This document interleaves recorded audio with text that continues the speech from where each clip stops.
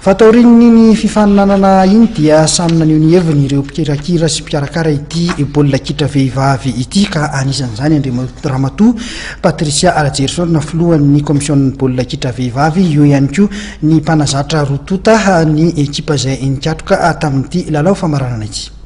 Tena hitaloha hoe mampivoatra tena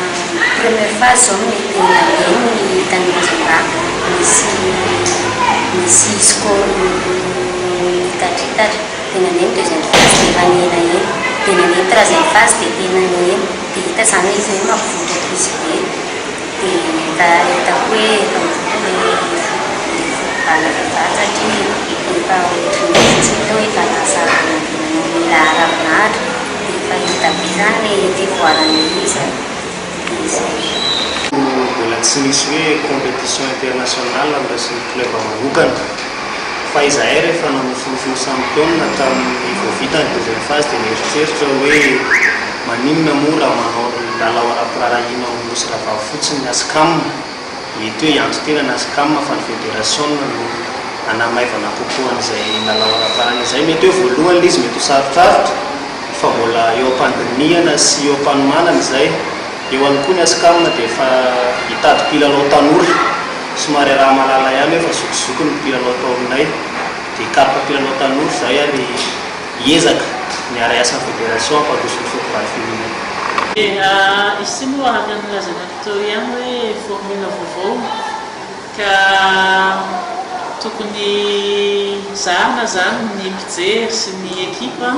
amin'ilay formule vaovao zany hoe ohatrany hoe hafahafa be zany ilay izy satria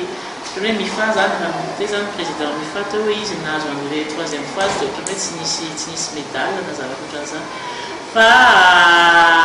marina zany hoe tokony zarina amin'ilay formule zany ny tsika rehetrarehetra na hoe tokony mety hoe ny zavatra azo atsaraina angamba mety asiana amboara ilay isakin'ny phase hoe zay mahazo phase zany ohatrany mahazo trophée ka tsy hoe miala maina ohatran'izao fotsiny zany. Nieritreretina tao zany amin'ity 2018 ity hoe ampitomboana ilay isan'ny phase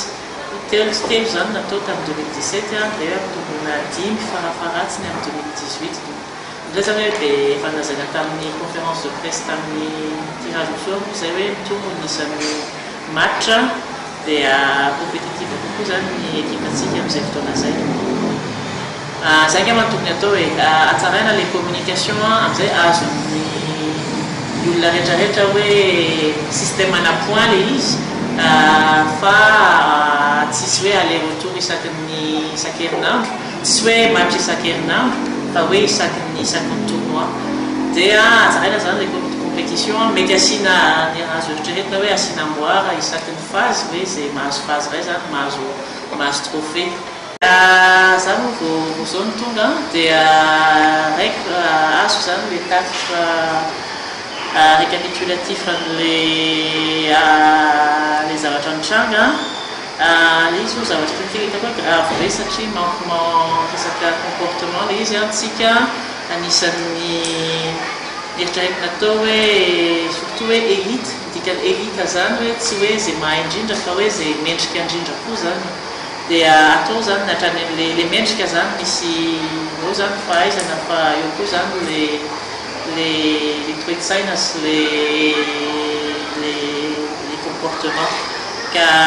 mbola hodinihana milamina zany iny sûr fa sanction zany tsy maintsy misy dia fantatra lazana aminareo manaraka ihany zany zay zavatra zany.